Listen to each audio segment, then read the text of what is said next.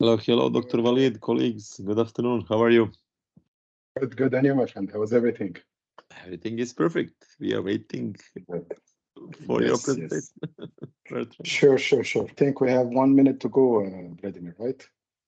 Let me check. Yeah, definitely. You are right. Let us give Okay. 1 more minute to the colleagues and Yes. start. Sure. Thank I you. think I Thank you. can share my screen. I was already put as a presenter, so I can. Yes, definitely. You can start it from your side. Sure.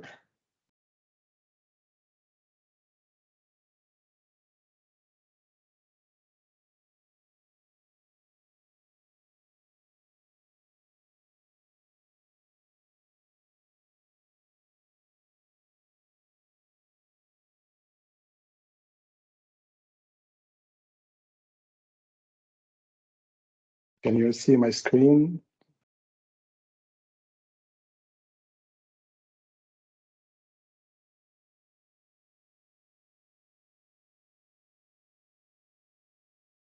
Yes, we can, Dr. Walid.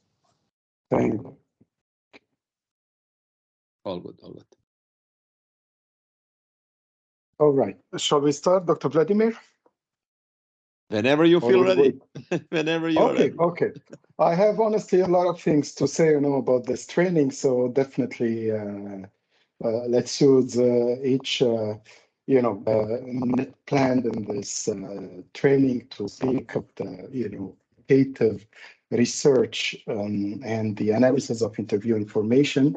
So welcome to all our dear colleagues who are taking part of this presentation.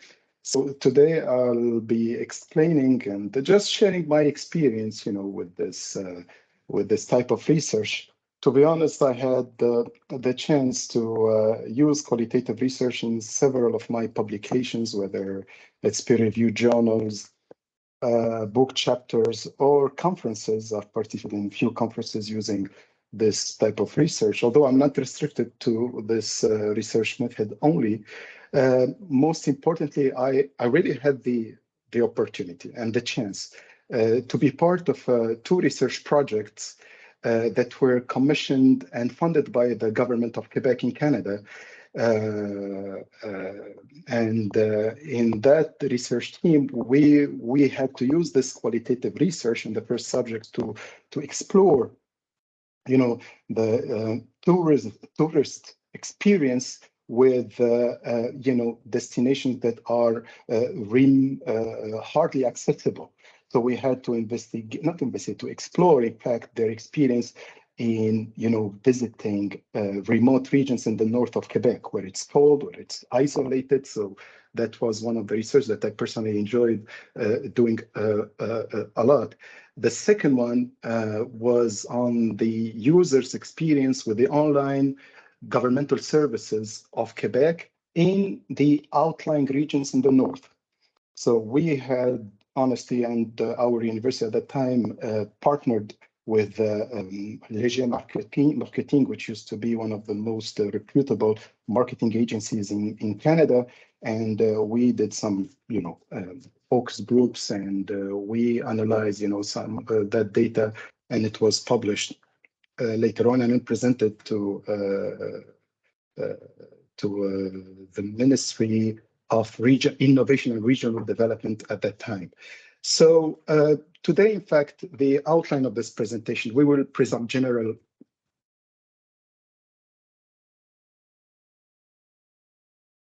of that qualitative research.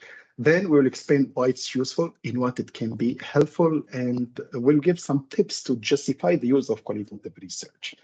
Then, since interviews, whether individual interviews or group interviews, like focus groups, represents one of the most common data collection methods used in qualitative research, so we will allocate some of our presentation time to speak about that. And then, and that's the core of my presentation, I hope I'll have sufficient time to speak about that, we will cover the analysis of interview data, especially when it's assisted by specialized software such as NVivo. I've taken some screenshots from my last application of that software, and I'll be happy to share it with you. And finally, we're gonna conclude with ethical considerations, which are extremely necessary in doing ethical qualitative research. So with no further ado, I will invite my dear colleagues to respond to this question using a link that I left in the chat box. I don't know if you could see it, guys. If you go to the chat box here, you will see this link. If you could please click on it, it will direct you to a screen like this one. So here you will answer the question that you see here in just 2 words. It could be 1 word, 2 words. Tell you why it should be not more than 2 words. Just describe from your understanding, from your perspective, what is or what are. You may type different answers. You just submit and another answer if you wish. What are the most distinctive characteristic or features of qualitative research? In what it's unique or different from any other type of research, quantitative or other. So please take the time to write down your reflection, your answer, and we will see all together the answers being typed here. Okay, so we will see it as a word cloud, and feel free to utilize any, let's say, answer that have been mentioned by any of the colleagues, because it will increase, it will zoom up. Like here, for example, I see one of the colleagues wrote subjective. So if you write subjective, it will increase. So it will show that many participants, they agree on the fact that qualitative research is subjective. So is everyone capable of retrieving this link and typing the answer?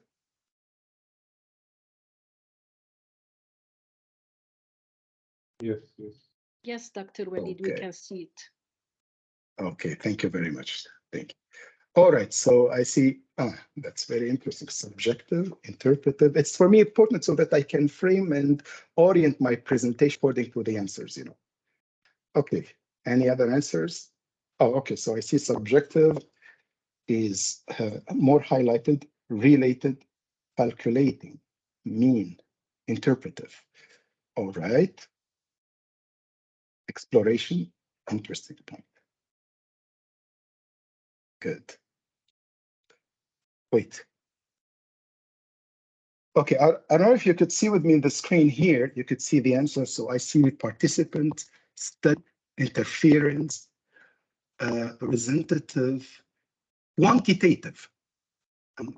I doubt, honestly. I mean, we use some numbers not in the same extent as empirical investigations, but we'll see it with an illustration that for later on that we have to use some quantitative indicators. I'm not going to say, you know, regressions or no, but you will see from a different angle in that.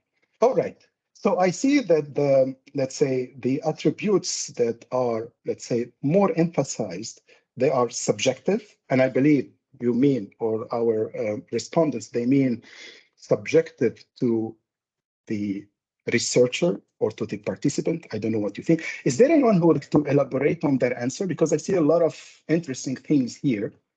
So I don't know if any of our colleagues would like to share their opinion and just, you know, share reflection on that.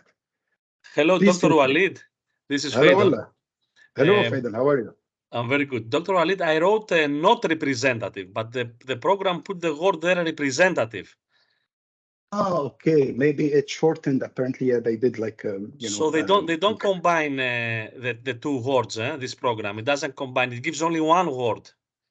Because this will lead to a false result. You know, I mentioned not representative and good for exploration, for example. I said, and I see only it keeps it kept only the second word, exploration and representative. Okay. Thank you for notifying me about that. So you mean here non-representative? Yeah. So you mean, so that what might do be you mean, misleading. Dr. That might be misleading based on the software. Okay, so that's why I wanted to inform you. Thank you. It's very interesting because I've never thought about it, you know, that it was, you know, cutting down the number of words. Okay, so when you mean non-representative, Dr. Fidden, since you interfere, so what do you understand? I mean, what do you mean by that from perspective, please? Well, I mean, because we use small sample sizes, it's very good for exploratory purposes, but it's not good to generalize those findings from, let's say, focus groups for a big population. Excellent.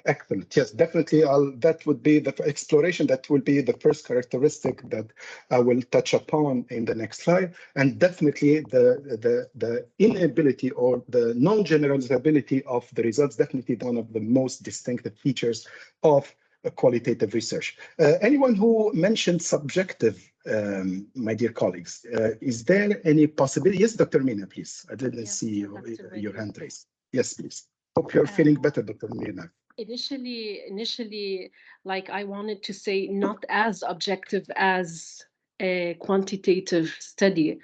So that's why, because it won't sit in 2 words, I wrote subjective, and as well as Dr. Faden said, we cannot really generalize it. And the fact that it's really done on a less, let's say, data or less sample than as compared to quantitative, so we cannot really generalize it a lot. And this is why I chose subjective to be my word. Thank you. I couldn't agree more on that. Thank you, Dr. Mina, and I hope you are feeling better today. Thank you so much. Dr. Andre? Yes, what I wrote is that you're finding the unknowns, because I find I always start even quantitative research on a qualitative notes to find the unknowns, because there's so many unknowns, basically unknown or unknown knowns, that you discover. And could you repeat what? So you start the quantitative research based on the qualitative, right? Yeah, on a qualitative scope setting, basically. Excellent. So it is, I always go to look for the unknowns, basically what I have not seen, but the expert or the users in the field might have experienced.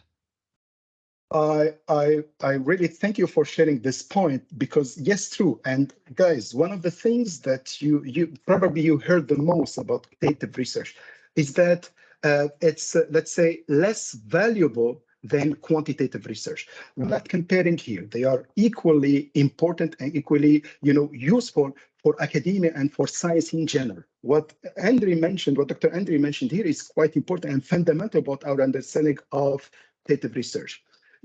Qualitative research, it's paving the way for future studies, because as Dr. Faden mentioned, you are exploring new fields, you are exploring new phenomena, and your role as a qualitative researcher is an instigator.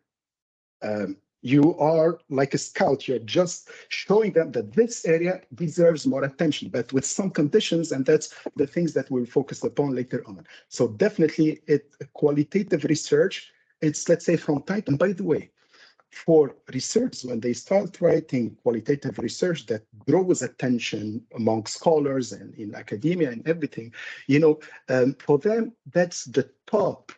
That's the consecration. That's the biggest fulfillment for a researcher when you start writing books or qualitative research to point towards some new areas of research. So that's really, a big achievement when it's attracting attention. Ms. Daniel, please. I'm not an expert, but I think qualitative is people's opinion, how they behave to the research we are offering to them, what their opinion, what their taste, what their behavior to that. So I think that's part of the subjective even, and not, of course, quantitative like what we know, numbers and calculations. So it's more into people taste, opinion, behavior to the research we are giving to them. That's what I think. Excellent. Yes, I agree on that. Definitely, because you are reporting the opinions of the researcher. And let me hear, because you gave me very nice connections to the upcoming slide, unless there is any of our colleagues who would like to elaborate further on their answers. So definitely, and as it was mentioned by our colleagues here, you use qualitative research for exploratory research or studies, or when you have an exploration to achieve, definitely you need to use qualitative studies. So it means, as Dr. Andre mentioned, the subject or the phenomenon of being studied is underexplored, and it needs probably more documentation, more attention, and more studies to grasp and understand before you carry, more empirical work on it. So here we have, honestly, to be brief about that, we have the types of exploration. So the first and probably the less, I'm not going to say less demanding, but probably the type of exploration that doesn't need a collection is theoretical exploration. So here, basically, the researcher or researchers will be extending existing theories, reviewing, providing a critique on some existing papers or books or whatever. You are extending, you are redefining concepts, systematic research, for example, or systematic review. That's one of the theoretical exploration things. Here I've mentioned an example. I mean, I included the link for an example. So for example, here, this is a paper that had been published in Emerald, and that talks about, I accept, of course, we need. Okay, it talks about marketing in emerging markets, theoretical synthesis and extension.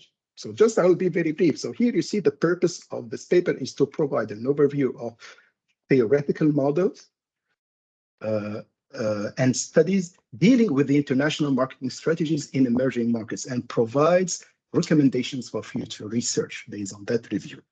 So here you see that you don't need to conduct any field study, any interviews, unlike empirical exploration.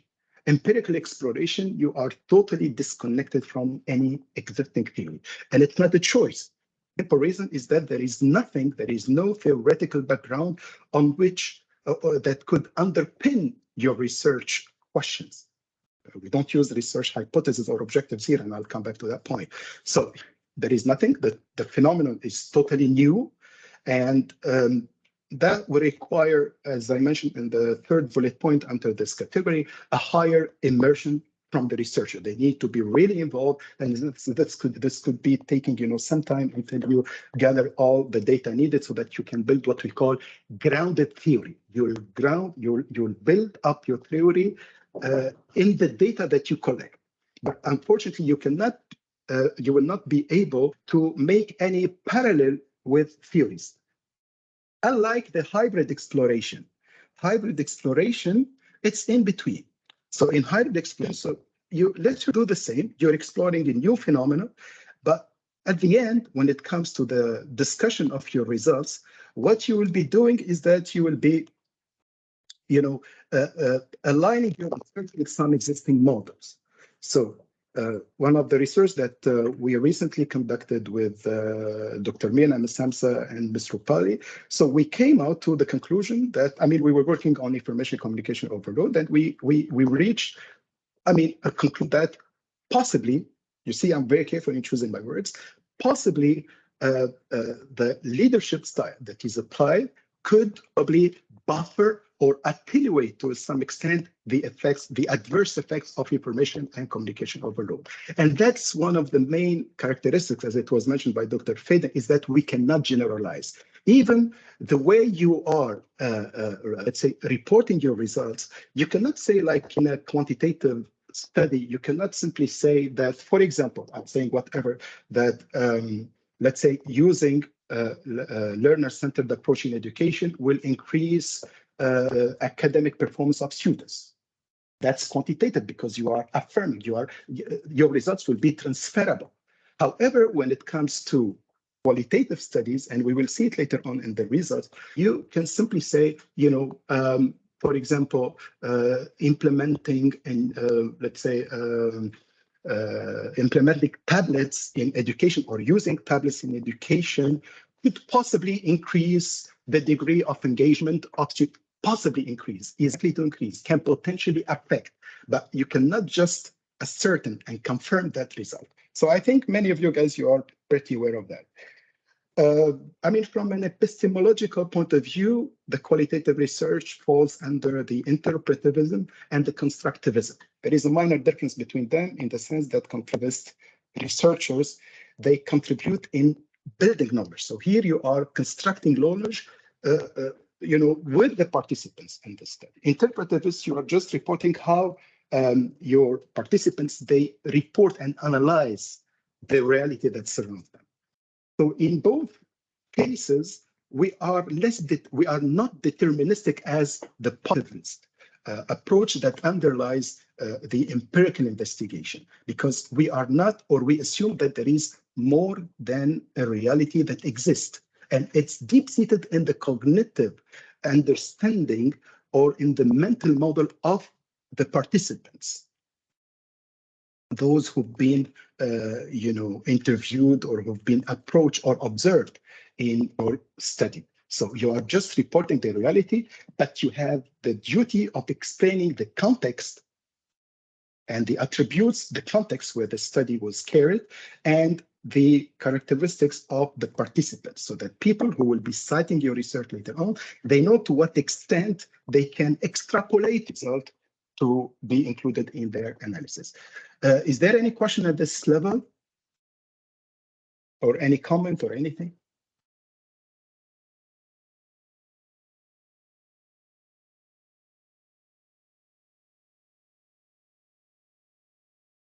Okay. All right. So the next point is about the fact that when you carry this type of research, qualitative studies, the burden, I'm not going to call it the challenge, in fact, is to prove from the introduction that your research is addressing an emerging phenomenon, which means a growing up situation, phenomenon that is expanding, that is recent, and that is relevant, and that is expected to probably reach a bigger number of population or kids. So in your argumentary, in your, let's say, research, conduction, or in introducing, when you are introducing your research and the purpose and the potential contributions of your research, you should really focus a lot on describing the phenomenon, that it's happening, that it has been less documented, and that there is an interest in studying that from different perspectives, individual, organizational, or even national or societal. So it could be, very relevant for readers to understand why this is, worth studying. So definitely here you will need to collect the data directly from the participant settings. So when you are proving, let's say the evolving or the evolutionary nature of your topic or your subject to, justify why you are using this qualitative research approach. For example, you can simply indicate that there is, let's say, small number of people or cases that are being affected by that for now. So for example, in my case, one of the research that I've conducted, it was about what we call the born global firms in Canada and their capacity to do and to conduct cross-border innovation activities soon after their inception or after their creation. So the phenomenon, although it was mentioned and let's say discussed in the literature, but no one discussed their capacity to carry innovation by investing abroad. So I suggested that this is my purpose, that's the purpose of my research. And there are very few cases from Canada, and I'm suggesting to be the one who will explore them through qualitative study. And one of the reasons that I put forward also was that there is no statistics that groups all those cases. Still, the number is not significant enough. The fact that there is no databases, showing all this population, it tells a lot about the growing up nature of this phenomenon. Okay. Also, one of the, let's say, the evidence or justification that you can include in your introduction is when you build on previous studies. Let's say a study got published in 2022, 2023, and I choose these days because it should be recent. You cannot build on a study that got published 10 years ago, for example. No, it has to be recent. So let's say a publication that appeared in 2022 used qualitative study to, for example, explore the phenomenon of the born global firms and how they carry their innovation. So I can say that I will continue in that direction, but from another angle. So that way you are kind of aligning with the previous research.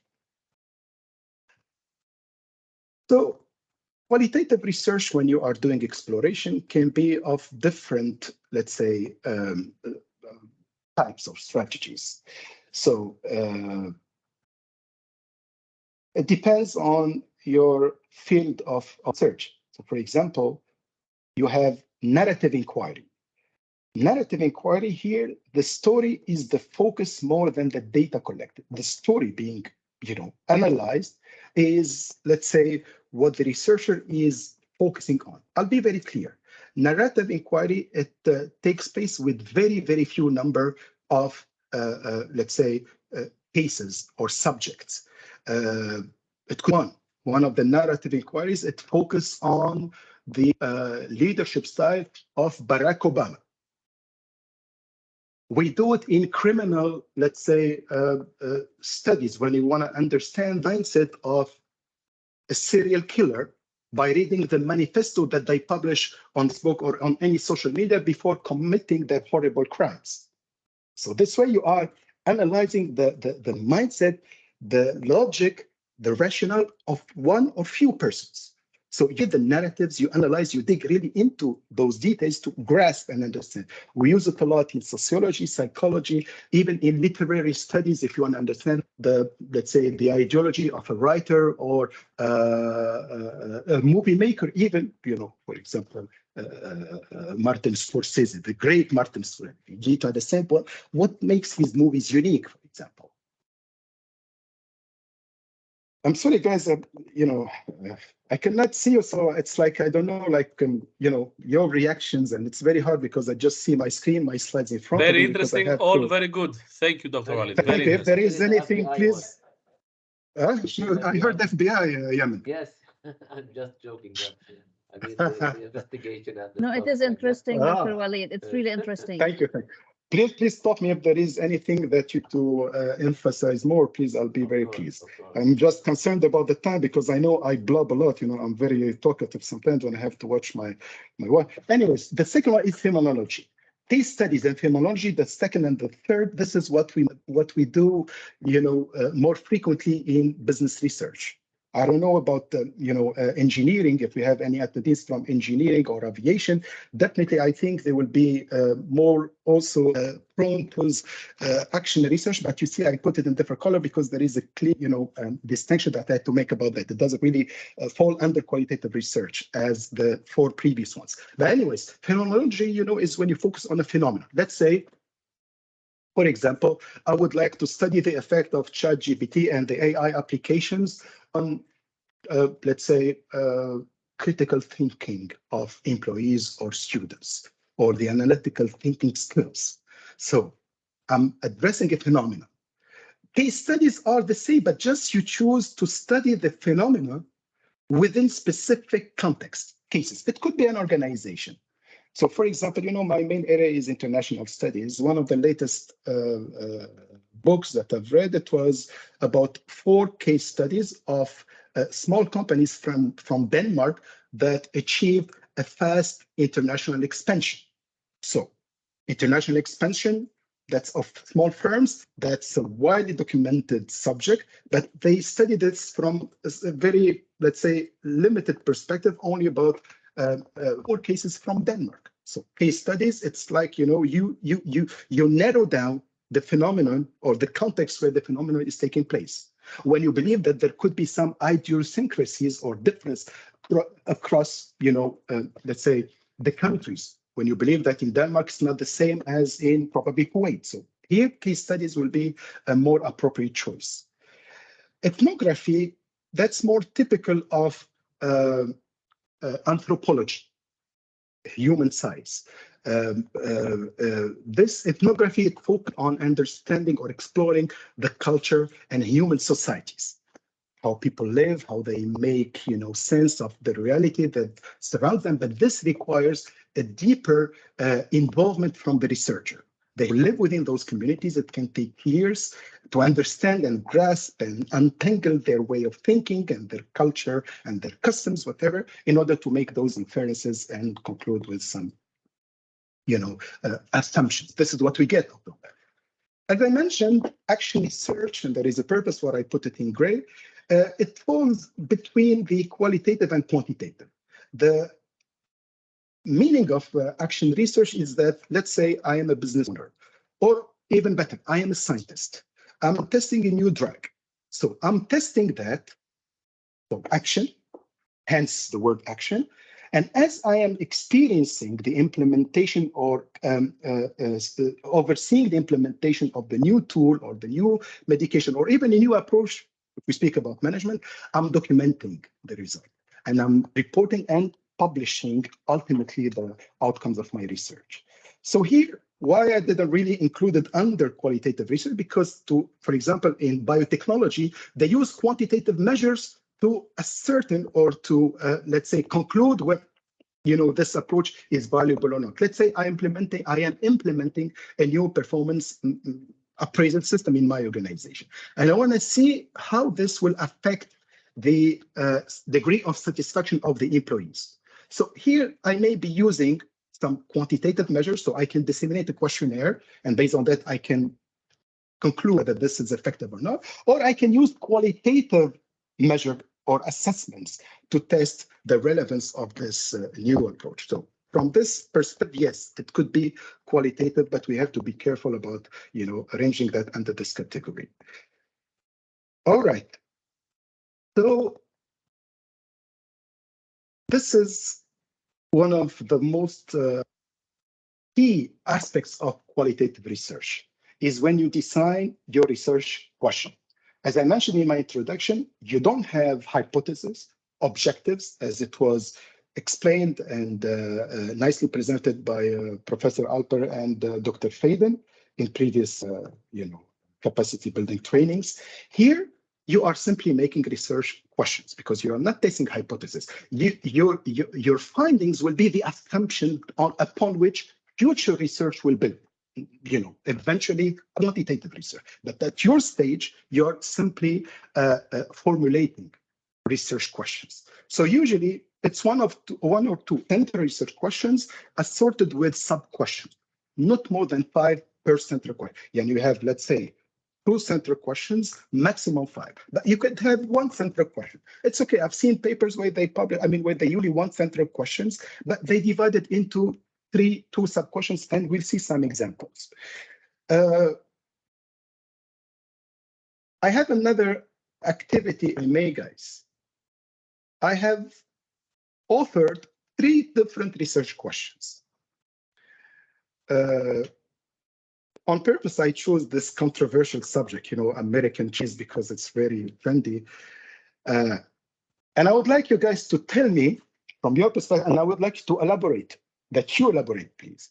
Which of these 3 research questions is the most fit or valid for qualitative studies? Please take a minute or two to read these 3 and tell me which one is the best or the most, let's say, convenient, and tell me just your rationale. Why is that choice?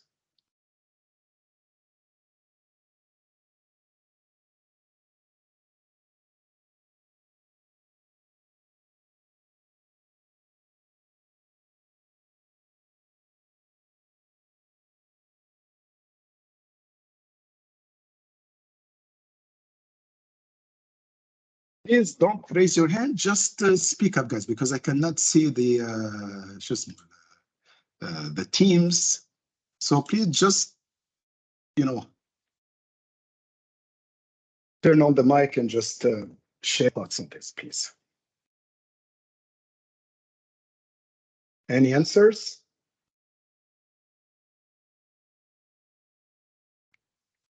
Yes, Dr. Walid, do you want me to go ahead? Yeah, please, Dr. Fen. Yes, please go Let's ahead.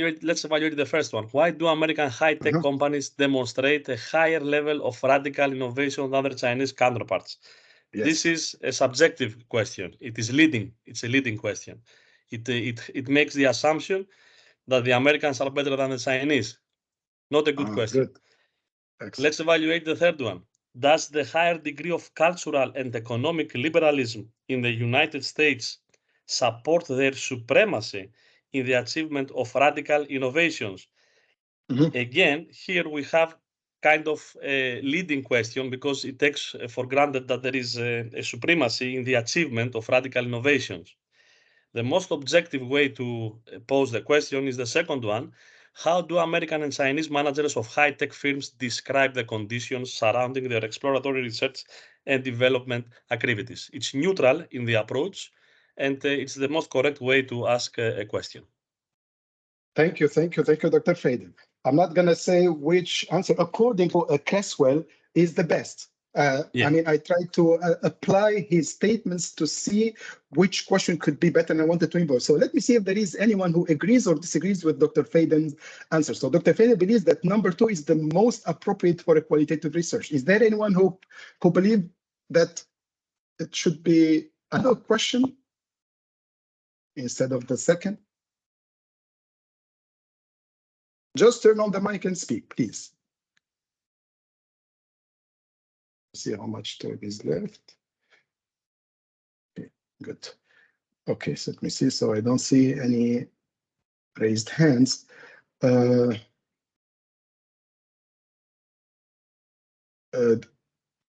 Vladimir, what do you think? Oops. Honestly, I was thinking about the argumentation Dr. Faden gave us, and it makes sense. I would say that the first and the third one are more subjective. But honestly, if I was the one to choose, I would go for the third one, but I don't have the clear argumentation for it, honestly. But simply, it sounds to me as a way to formulate the research question for the research. I don't have a clear understanding why, to be honest. Thank you, Dr. Fala Tipuno. Thank you very much. Honestly, according to Creswell, and this is the author that I referred to the most when designing this training, the number 2 is the most convenient for a qualitative study. First, according to Creswell, we should keep away from using the why preposition. Instead, he would like, and he's recommending that we use the what and the how. You see here, the why here is not really recommended. Why? Because it refers to some causality effect or cause and effect thinking among the researcher or among the researchers. So it's like I am, looking at validating some assumption that I have. And here, for example, just take this first question. Why do American high-tech companies demonstrate a high level of radical innovation? As Dr. Fandon mentioned, it's clear here that the researcher has stance. And by the way, this is what I personally think, and that's why I put this research question. But I will never work on it because I have an opinion on it, and I agree. That's what I see. Honestly, there is nothing about politics. But as a person, I have some, admiration for the American business system. Why? Because I still see, okay, people speak about Chinese competition. Yes, they can be equal, exceed American in terms of GDP size or growth, but still, what we see, is still the breakthrough innovation are taking place in the United States. Nothing is coming from China. TikTok, it's a replication of Facebook. It's all started with Facebook. The iPad, the iWatch, it all started in the US. It all started, nothing from China represented a breakthrough innovation that really, opened the way for other companies to build on it. So that's but you see that I have some passion for it. I cannot work on this topic. Why? Because I will be biased. And I will be afraid that in my design of this research, my opinion may overtake and kind of dominate the findings that should be reflected by the participants' opinions. So either the way the question is authored and formulated, or even, as Dr. Faden mentioned, like it's clear that I'm making an assumption that maybe it's not valid. Probably there is an empirical evidence saying that the number of, let's say, radical innovations are much more, happening in the US than in China. Maybe I can bring that evidence. But from another point of view, my scope is very limited. I'm only looking at the antecedent, at the reasons. I'm not expanding as in the second question. And by the way, the second question, you see, even the terminology that I'm using, how do the American and Chinese managers describe the conditions? It's wide. I'm not looking at the, let's say, the reasons. I'm just looking in general, conditions, whatever, that are surrounding their explorative research activities. It's even worse in the third question. Why? Because here it's like literally. I mean, that could be a hypothesis for or a research question in a quantitative research, because I'm advocating a reason. Like I'm specifying that the economic and the cultural liberalism that American business owners or startups or high-tech firms enjoy, this is the reason why they have, let's say, the upper hand in the, let's say, the high-tech industry in comparison to the Chinese or any other, let's say, economy in the world. However, the second one is broad enough, but specific enough. Like here, for example, you see that we have specified the respondents. Here we talk about companies, but here we want to investigate the opinion of managers. That's very important. Another thing, so here we say how, it's broad, how they describe even the terminology, and here I'm connecting with the theory. For example, according to Creswell, who is one of the gurus who wrote books about qualitative research, and he's the most referred to authors when people are justifying the use of qualitative research. He's saying that those directional verbs such as affect, influence, impact, avoid them when you are writing your research questions. So for example, here, where is it? Fourth, for example, how the liberalism is supporting is a directional verb, that there is a cause and effect assumption in the question. You should keep away from that. Instead, you could go for exploratory verbs, just describe, explore, discover. So here, I'm including that. You will see additional examples about the importance of this aspect. Also, when you design your research question, no need to refer to literature. I can say, according to the research-based view, how American firms differ from Chinese firms. I cannot refer to theoretical, let's say, specific terms. Why? Because for your participants, this has implications. Because the same way you design the main research question, it applies when you design your interview guide. I mean, not a question, it's just an interview guide, a non-structured interview guide. Because you have to just not use theory when you ask your participant. It has to be, understood by any respondent. And of course, the participants and the research site, it's important to highlight it when you are, developing your research questions. Before I move on to other examples, is there any vagueness that I should dissipate or clarify or anything, guys? I don't know if you agree with that or not. All good? Yes. All good now, Dr. Walid. Thank you for clarifications. Thank you. Thank you very much. All right. So here are some examples. I mean, that were cited in Creswell, by the way. So here, for example, that's a qualitative study that focused on female students in a Midwestern research university, just one. So psychology doctoral program students. So here they focus on, let's say, female students who came back to school after certain interruption.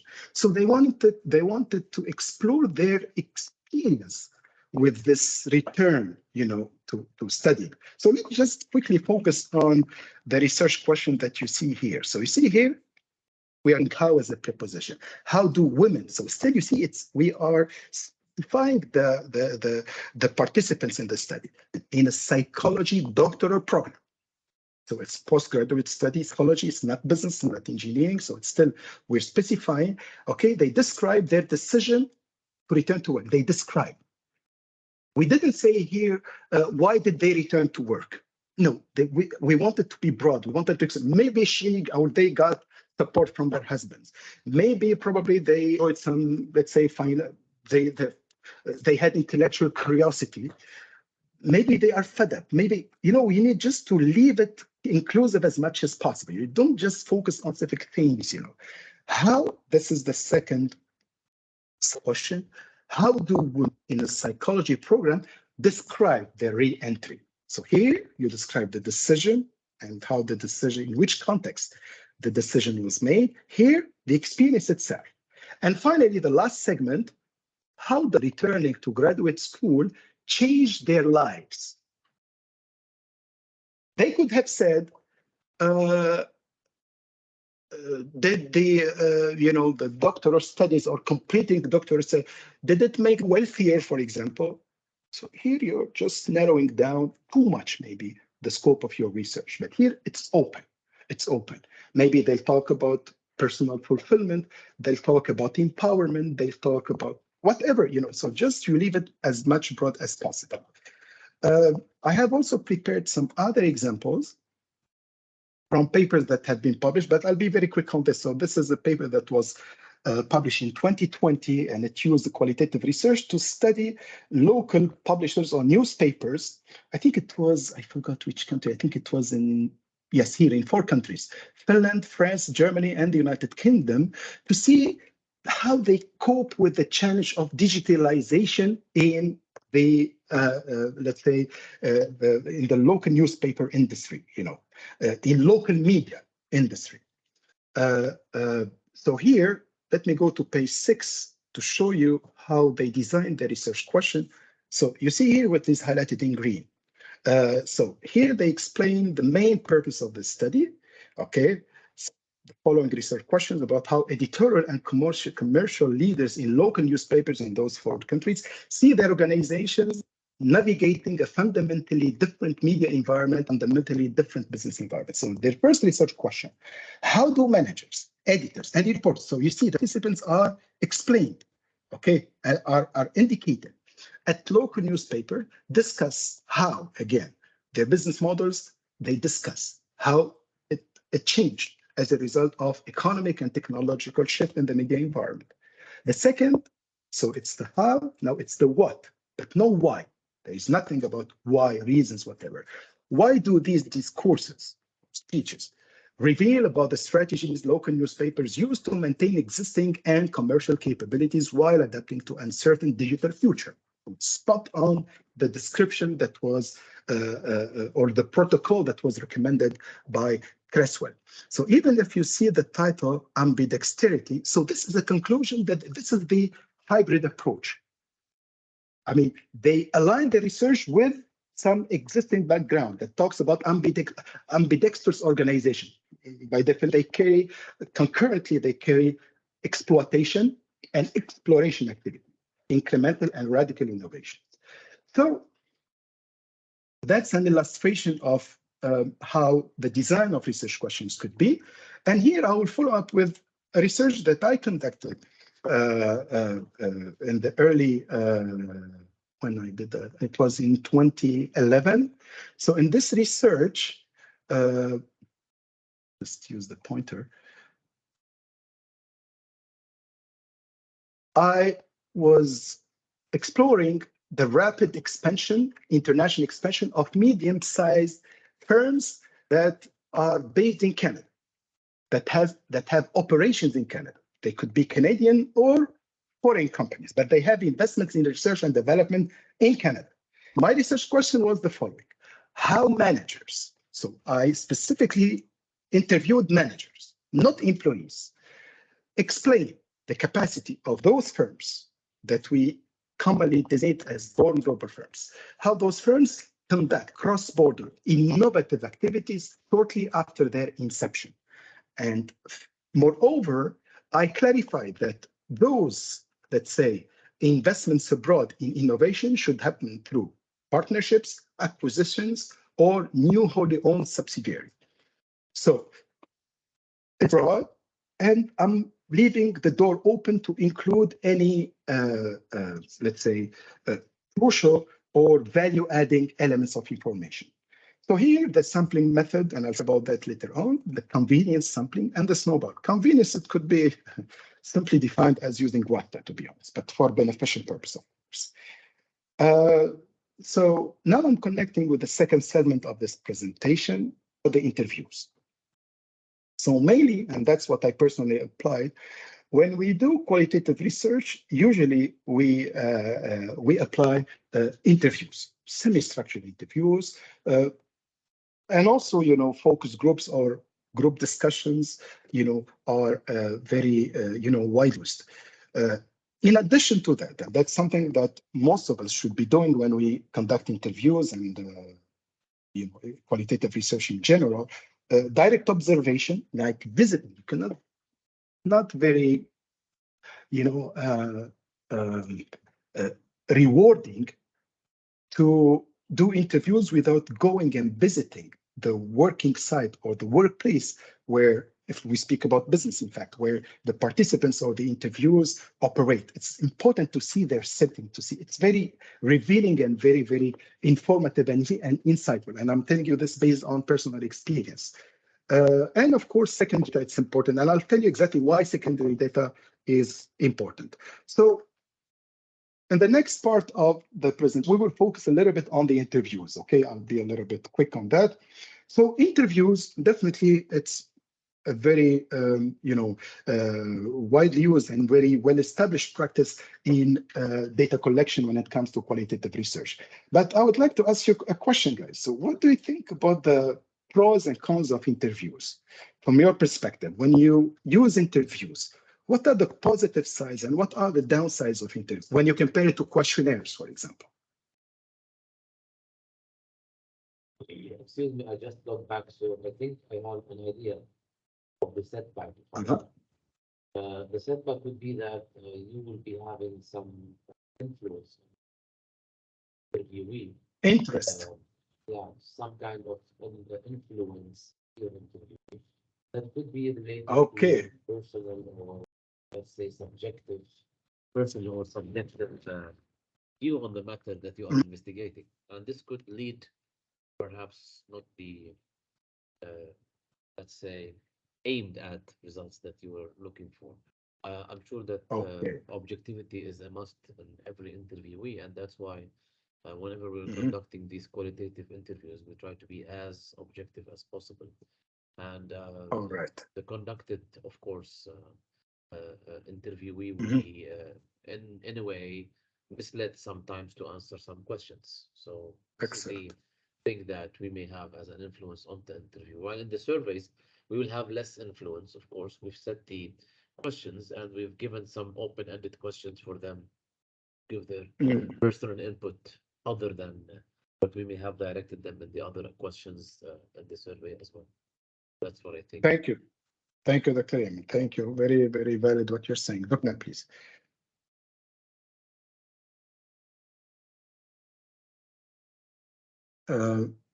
Yes, that's it, I think, basically. Okay. I don't know, because I see Dr. Mina have raised her hand. I don't know if she's willing to. Yes, please. Yes. Okay. So what do you think about that? Yes, if the questions are not really selective and really related to the outcomes that you're trying to measure, you might lose track of, firstly, time, and then the answers might be, how can I say that? So not like open-ended interviews. When you do open-ended questions, if you're not really selective and you really know what you're asking your interviewees, they will get lost as well, and they will talk and revolve around the topic without really answering what you're trying to target. So I'm trying to say that those questions have to really be selective and very much linked to what you're trying to measure or observe. Definitely, definitely. Very important point, Dr. Mena. Yes, agree with you 100%. So I don't know if there is anyone else who would like to speak about. Oh, that's fine. All right. So yes, definitely what Dr. Yemen and Dr. Mena mentioned, definitely there are 100% valid points. So in general, the advantage that you as a researcher, and I think that's what Dr. Yemen mentioned, you have some influence. I mean, you are controlling the data collection. So if you see that there is one aspect in the answer that deserves more attention, so you explore it further, definitely. So it gives some control to the researcher. You may get additional, let's say, elements of information about the history of the case, whether it's an individual or an organization. So of course, you don't find this in secondary data, so definitely it will give you more opportunities to gather valuable data. But the downsides, being also in control of the interview process could have, could be double-edged sword. Why? Because when you are an interviewer, some people cannot stop themselves from being overwhelmed and from being enthusiastic about the answers. So, for example, I'm just saying, I'm here, for example, giving my answers to the interviewer. I'm the interviewer giving my answer to the interviewer, and he, for example, starts cutting me. For example, I know that, okay, so you meant that. You need, that's the occasion is for the interviewer to explain, not for the interviewee, not for the interviewer. You should leave the floor for them to talk. So some of the interviewers, they kind of dominate discussion and they jump into premature conclusions while their listeners are, sharing their thoughts. And of course, as much as Dr. Mina spoke about, the importance of choosing relevant questions, knowing exactly what you're asking so that your respondents don't feel lost. It's also important that you choose respondents or interviewees who are eloquent. They can express very nicely their words. In few words, they can really tell you what they think, and they go straight to the point, and they are analytical, because that's a fundamental point. Not everyone is analytical. Like now, for example, I am part of the scientific committee for the organization of the second conference at AU on digital transformation. And even Dr. Vladimir, he knows about that. So we are in the process of contacting potential keynote speakers. And I've recommended someone who is from the banking industry. And honestly, even I mentioned that to the members of the scientific committee. I told them I will need to meet with this contact first to see what they can say, what they can offer, and what they can, share in that event from their perspective. So I called for a meeting, and yesterday I had that meeting. And of course, to me, it was important to see how they wrap their thoughts, because people who are analytical, want people who will eat our job as researchers. So before you involve a participant, take the time to ask. So that's why when I said what is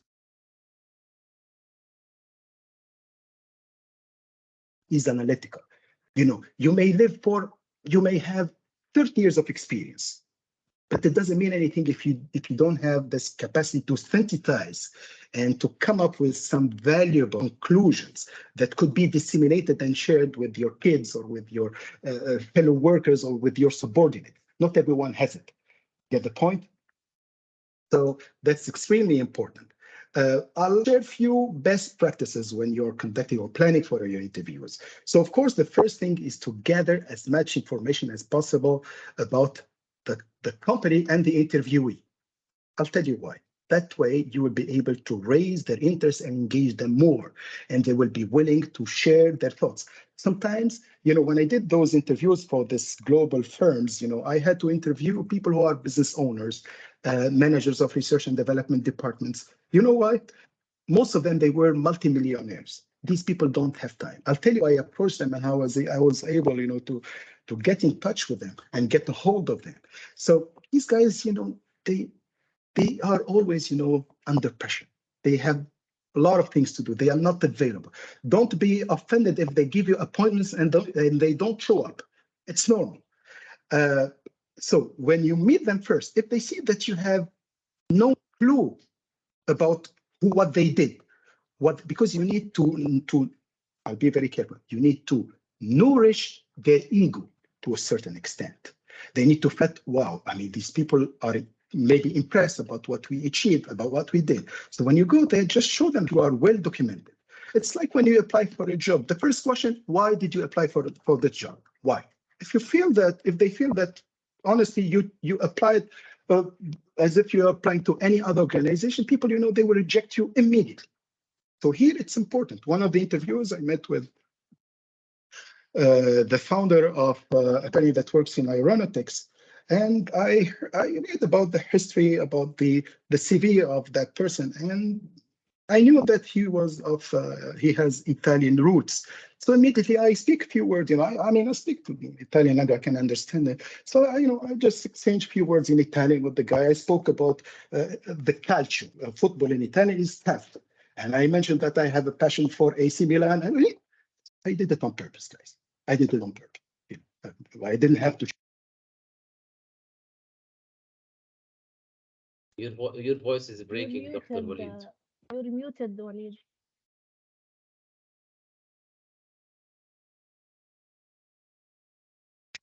Sorry. What was the Maybe your last part you AirPods heard? is running out of battery. That's why it's No, it disconnecting. should be Maybe. fine. I just charged it before I to the office. Can you hear me now? What was the last part you've heard, guys? You were talking about the interview, and you said that you were reading or leading the interview in another direction, intentionally or something like that. Okay. Yes. So here it's important to be well prepared to gather all information about the respondents, and at the same time,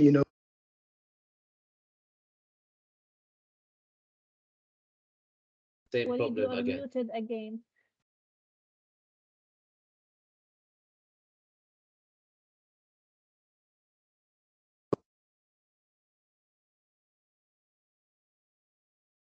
It's okay, Dr. Yemen. I see that you mentioned that you have another meeting. Okay. So now I hope everything is fine, guys. Can you hear Yeah, me? we can hear you now. Okay. I'll try to leave it as such. If it happens again, I'll remove the AirPods. Yes, it's here. It's more clear for me. All right. So, of course, remind them about their personal achievements, milestones, achievements, but also setbacks. Why? Because some of the interviewers, when they are in the interview, they tend to turn this interview into, a self, let's say, a show off, opportunity, or they use it to demonstrate, the greatness of their ideology or the great, people are times, self-obsessed. Uh, I never smoke a cigarette in my life. But one time I was about to light up a cigarette because I wanted to kill myself because the guy didn't stop praising himself. I'm the greatest. For me, I'm promoting a new era in business in my country. That's not the purpose. And you should really stop them and very gently tell them that the time is very limited and you have specific objective through this research. It's not you're not doing a documentary on them. Also, you can carry group discussion. That's very wide use.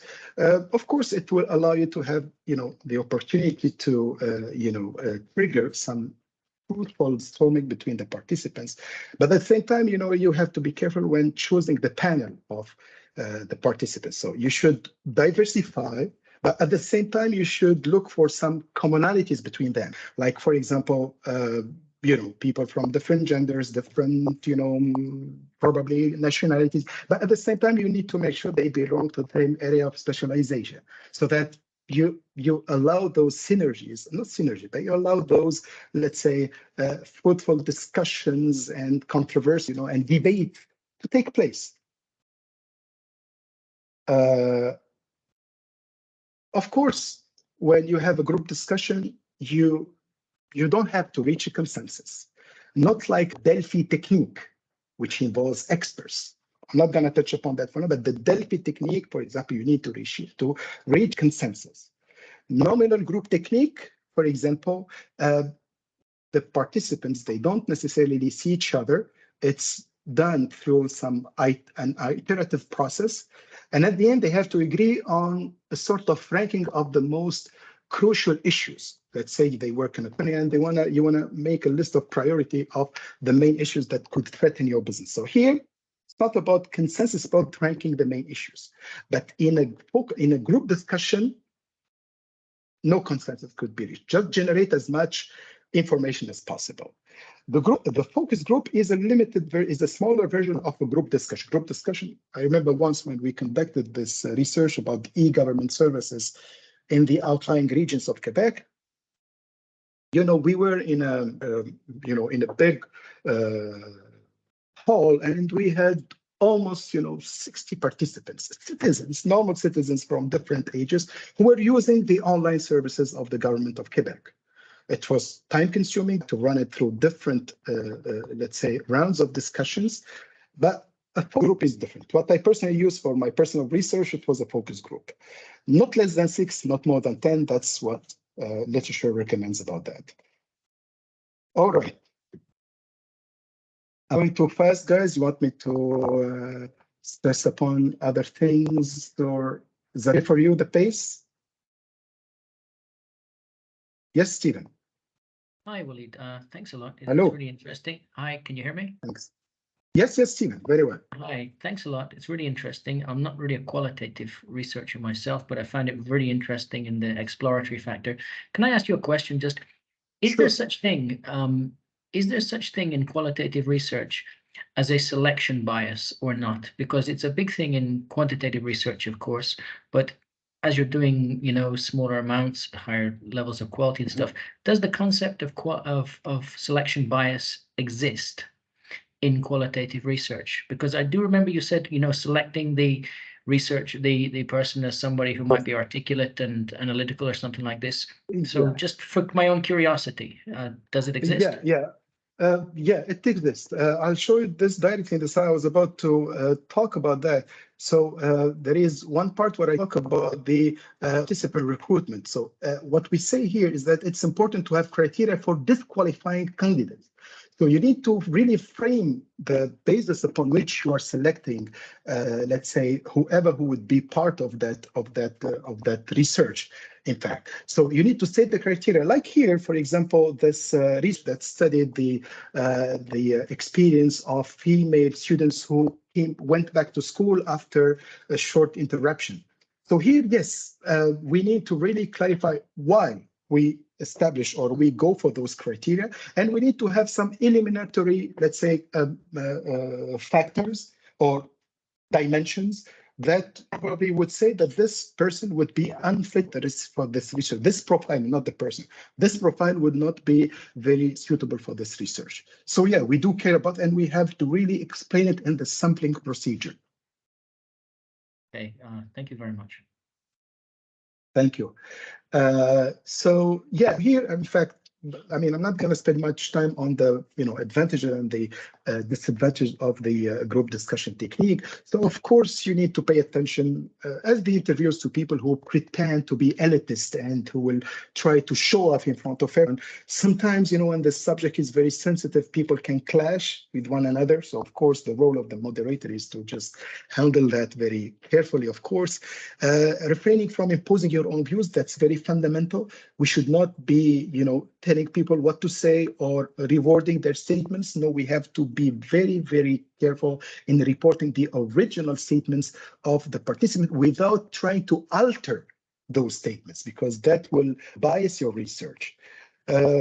Speaking about the recruit participants and how you should approach them, I may spend, ages talking about that, but I still didn't talk about the analysis, which is more important than that. But I can simply say, guys, that convenience sampling is very useful because you get to know more about the people, the way they talk, the way their experience, Also, something that I was pretty underestimating is the snowball sampling. I don't know if anyone here could explain to us what is snowball sampling, but snowball sampling is, let's say, I finish an interview with one participant, and I did it. After the interview, I asked them, do you know anyone who share the same characteristics? And they usually, honestly, because I thought that these people, they are competitors, they don't really know each other. There is maybe hostility, but no. And I noticed they are really, mates and friends. And I ended up having more, context to that, because that's the challenge with qualitative research when you are targeting people in managerial position. Those people, they will never answer you through emails. Forget it. Sending emails, and I say it here, is totally unrewarding. Snowball works, WASTA or convenience sampling. I mean, I know it's not the typical explanation, but to make it easy, convenience sampling using person contact is extremely useful. And if you want to speed up the process of recruitment, participant recruitment, target the technopoles or incubators or industrial clusters. At that time, I used to go to the industrial clusters in Ottawa, the Technopole, the biotechnology Technopole in Ottawa, in multimedia Technopole in Montreal. I used to move from one city to another. And to me, it was easier because they are all co-located. So it makes your job easier.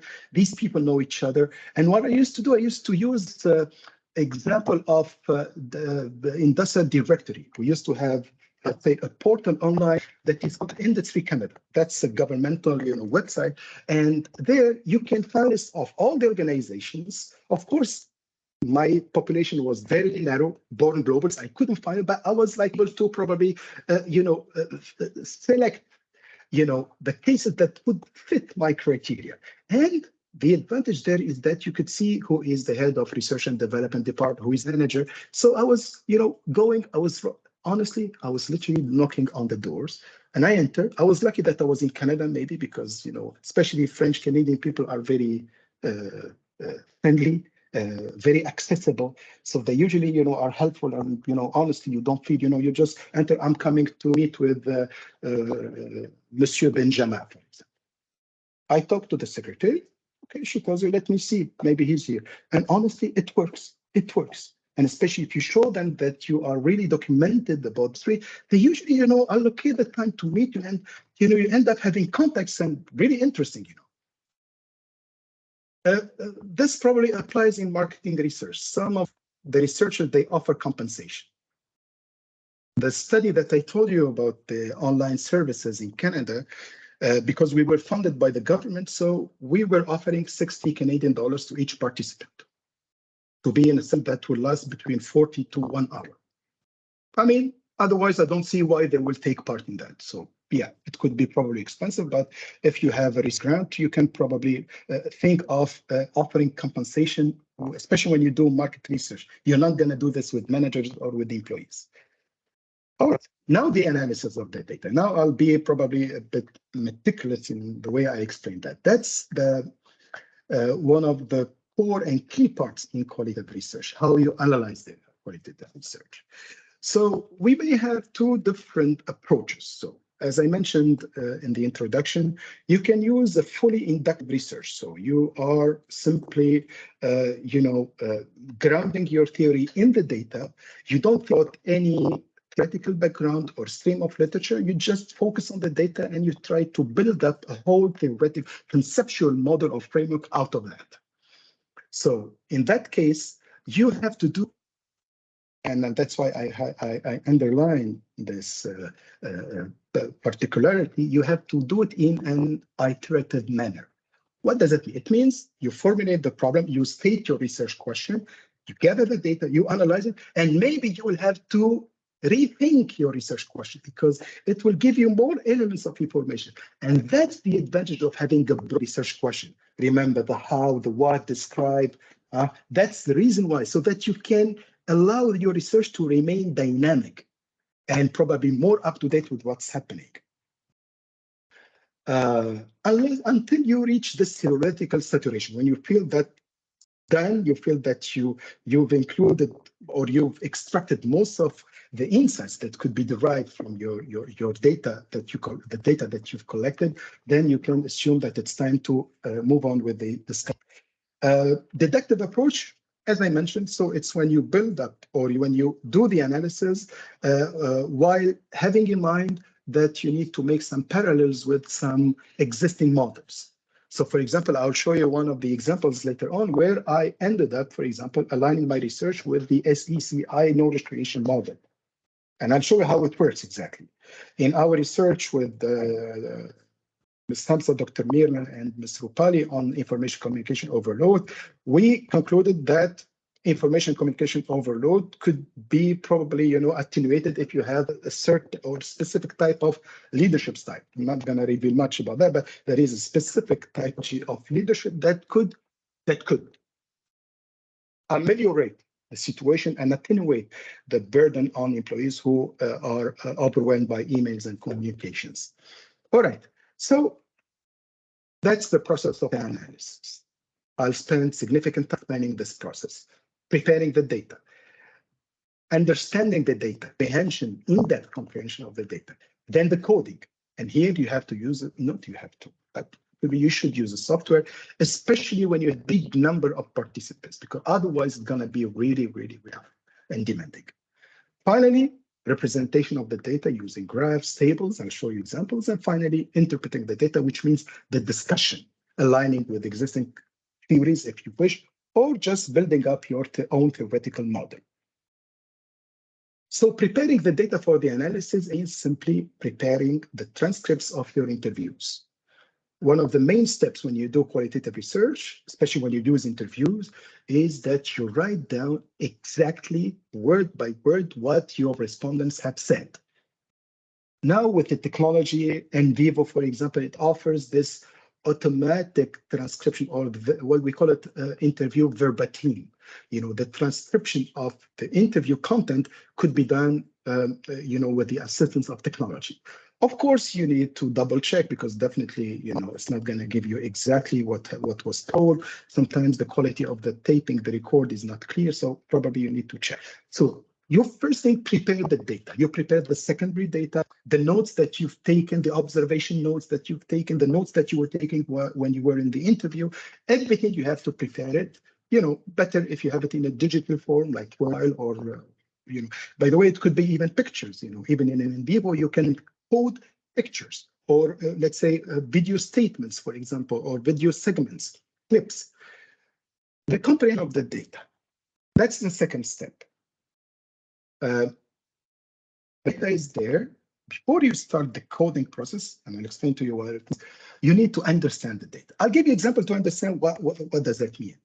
So in one of those interviews that I was doing, the respondent, who was the research and development manager of a company that works on fiber optics, he was talking about an acquisition that they did in India. And he was talking a lot about the due diligence, important, and that was like, you know, coming back and forth. It was recurring in the interview. To be honest, at that time, I had a vague understanding of the concept, but it seemed that the guy was really, you know, very insistent, you know, and very, you know,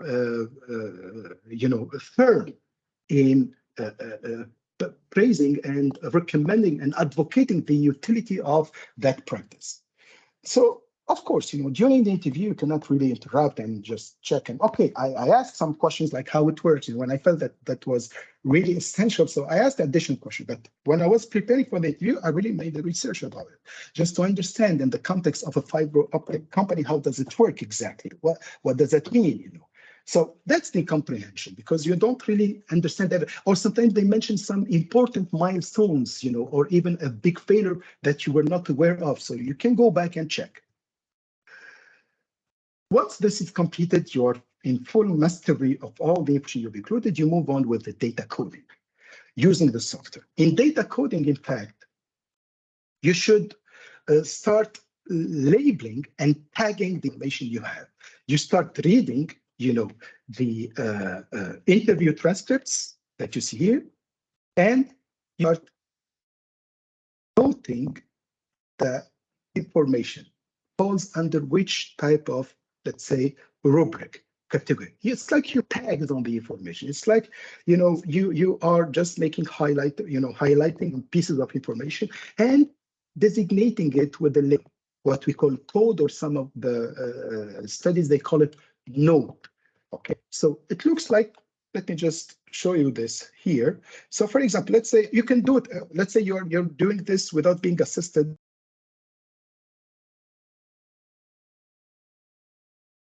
I do this and I jot down some notes. Let's say here, for example, ethical approval. I write it down. Okay, and then I move on. For example, let's say here it talks about, you know, I'm writing whatever here, you know, importance of collaboration. Of course, I'm not doing it using word like that, you know. You can do it here when you have like 1 or 2 interviews, but when you have many, definitely you need to be assisted by the software, and I will show you how this could be done. I'll come back to this document at the end. So the first thing is that you are growing up, you know, you're just building up codes, as many as possible. You don't limit yourself with any number. It could be hundreds, never mind. Because in the next step, that's the initial coding. The coding had 3 steps: initial, axial coding, and selective coding. The second step, the actual coding, you start to build up relationships between the codes. making connections. Okay, so on the evidence that you collected from the interviews, all the observations on any secondary data source. So you start building what we call access, like you emerge, categories between those codes. Okay, and in the end, all these categories have to fall under one core category, and that's the discussion, and that's your theory that you are suggesting ultimately after the end of the discussion part. So here, we explain it here. It could be, for example, the new theory, or for example, you could elevate one of the subcategories and you make it an integrative category under which will fall all the other subcategories, for example. So I'll show you exactly how this is done through an example from NVivo. I took some screenshots because initially this presentation was planned in February, and at that time I have used the evaluation copy of the latest NVivo software, and I wanted really to share this slide with you guys. Since it was rescheduled, it's okay. I mean, now I have these screenshots, and it's enough to explain that. So let me go back. So now let's just try to see how this software works. So this is NVivo interface. So when you open NVivo, the first thing is to open a new project. So let me check if my voice is not, okay, it seems fine. So you open a new project, you have this box, you write down your title, the title of your research, keywords, whatever, and then this is what you get. Now you have, let's say, created a specific outlet for your research. So first you will import your interviews. Let me focus on the interviews because we can also use the secondary data, websites, even the clips, multimedia materials, whatever. But let's just focus on interview transcripts. So here I'll allow myself to use, the latest research that I was doing with Dr. Mina and Ms. Hamza and Ms. Rufai. So here you click on files that you see here, and you will be able to select all the transcripts of the interview. By the way, it could be any, it doesn't have to be interview, but let's here to simplify the demonstration, let's use interviews. So you click here and it will save and it will upload all your documents. And now we will start the coding process. So you double click, let's say on respondent one, for example, this you double click and you will have a window that will pop up on the right side of your screen. So here, this is the interview content. So what you do actually, so you start coding. So these are the statements. So you start coding, you highlight, okay? You highlight one part. So let's see here, you select it with your mouse, and then you right click and you do code selection. So here you will be creating codes or you will be adding the statement to an existing code. So once you click on code selection, so you have here the list of codes. Here I had at the time created certain codes. Okay. So you create a new code, okay, or you can bring it, this statement that has been highlighted, you can bring it under one of these codes. So for example, here this code has been added to the one that you see highlighted in blue, how to mitigate information and communication overload. So you click on it and you just click on OK, and then it will come into this code. So these are codes, what you see here, these are codes, okay? So you can also create child code. So for example, if you click on how to mitigate ICO and you click on child code, you will have another category that will come under this main code or this primary code. And this is how you will slowly build up the structure. Okay? But all has to be based upon evidence. Okay, and I'll show you why it's important. So once you are building up your coding structure, so as you go back to the document, you can click, for example, on highlight, and it will show you exactly the parts that have been taken. So in case you close, for example, the file, and then you come back the next day to work on it, so you could see exactly what parts haven't been taken, and you can manage your work accordingly. So to be quick on that, so you can finalize, the review of all the sources that you've included. And then the next step, what you can do, you click on codes, and this will give you the list of all the codes that you created. And for example, if you click on increased meeting number, for example, you will see the content that have been created to that code. So for example, here in this code, we've taken some states from the first interview.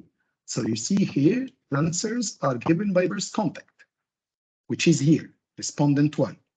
Okay, so it tells you how much covered. So this is 0.60% from the total volume of information in that document respondent 1. And then you see we also taken, we've taken from respondent 2. And these statements have been taken from the second interview and so forth. So here, you guys, we are like, easing the process of coding. So let me be quick because I see that we have only 7 minutes left. So this process, when you use the software, it will facilitate greatly your job, but still, dealing with voluminous number of information or voluminous information, it's quite challenging for researchers. Finding the right labels for categories, it's important that we will tell you later on in terms of validity what should be done. Finding the connections between codes, it's important because you have to justify it. You cannot just establish, bonds and linkages between the categories without having an evidence. So, for example, here, if you see this study on ambidexterity, you see here when you report your results, you have to include this evidence here. So this is taken from the interview, what you see here.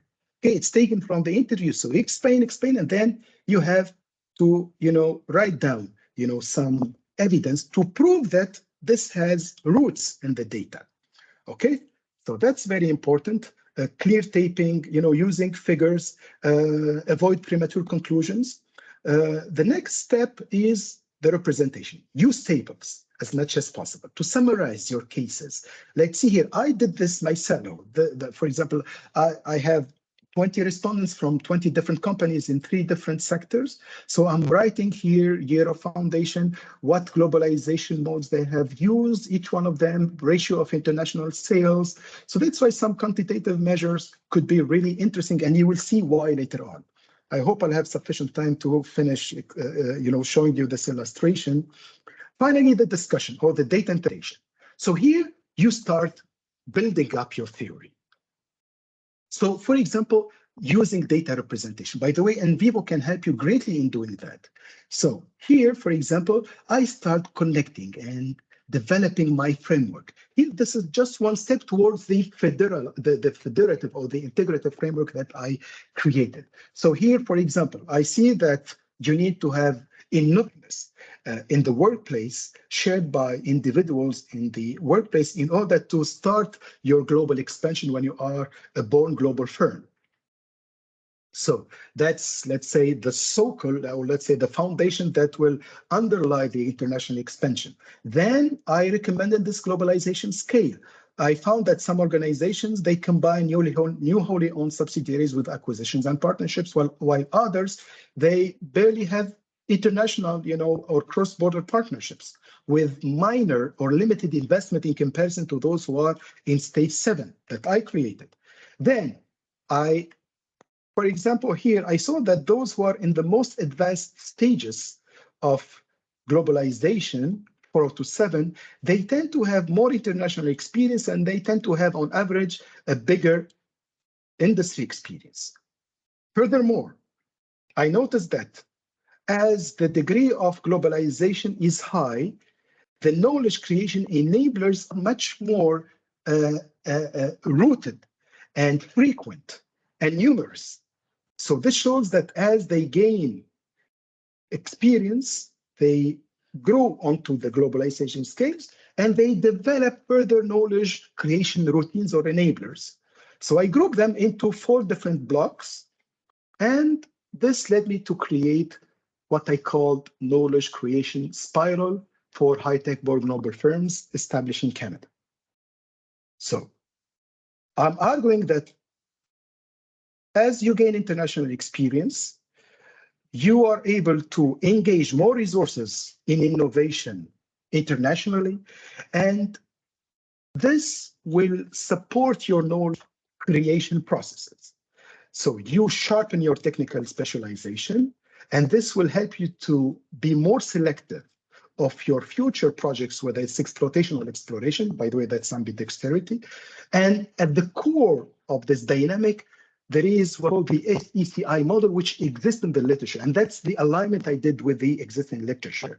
So the model has been designed by Takushi and Nonaka, they are the gurus in knowledge creation. And I believe that this SECI model, socialization, externalization, combination, and internalization, it gets strengthened, and small companies, they capitalize on this as they gain experience and as they commit more resources. So I'm denying the idea that all companies, they grow quickly internationally after their inception. Yes, not all of them, they globalize to the same extent. Many, they stay at the stage of partnerships, but still the theory of stage internationalization, it holds true for small companies going abroad, because still they need international experience to develop their knowledge creation processes. You get the point? So here, that was my main contribution into that model. That was, so I'm aligning with the mainstream literature here. I have 2 minutes left. So I don't know if there is any questions, guys, before I conclude. Dear, is there any question? Okay. Oh, quickly. I mean, I just have 2 slides, left. So we don't have proper internal validity, not like, the analysis, for example, that we do in quantitative studies. So here it's more about internal validity, let's say using triangulation, whether it's theory triangulation, researcher triangulation, for example, or method triangulation. For example, when you combine quantitative, multi-method approach, quantitative, qualitative, it could strengthen the internal validity of your research, iterative data analysis that we spoke about, and also the refutation. Very fundamental point. Never work with co-authors who are yes men or yes, no. Have researchers who will really challenge your conclusions, because that's fundamental qualitative research, because as you mentioned, guys, it's subjective. So never leave one researcher. Usually, my advice, never do qualitative research alone. That's not the time for publishers. They want to see that many researchers, they agree on those statements.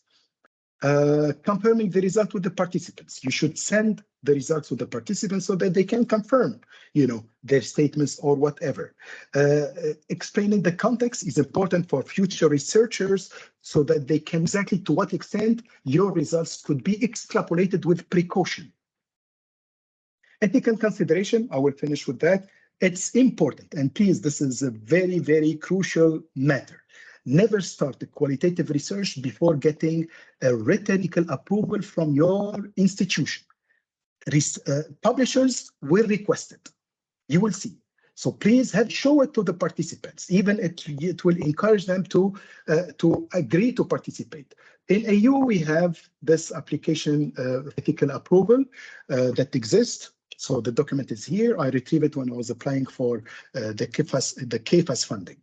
Okay, thank you very much. So I think I'm done, 1.5 exactly. So I timed correctly the presentation. Any questions, my dear colleagues?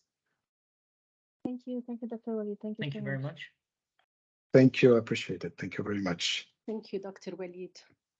Thank you, I appreciate it. Thank you. Bye-bye. Thank you, Walid. Bye-bye. Bye-bye. Bye, Fida. Thank you so much.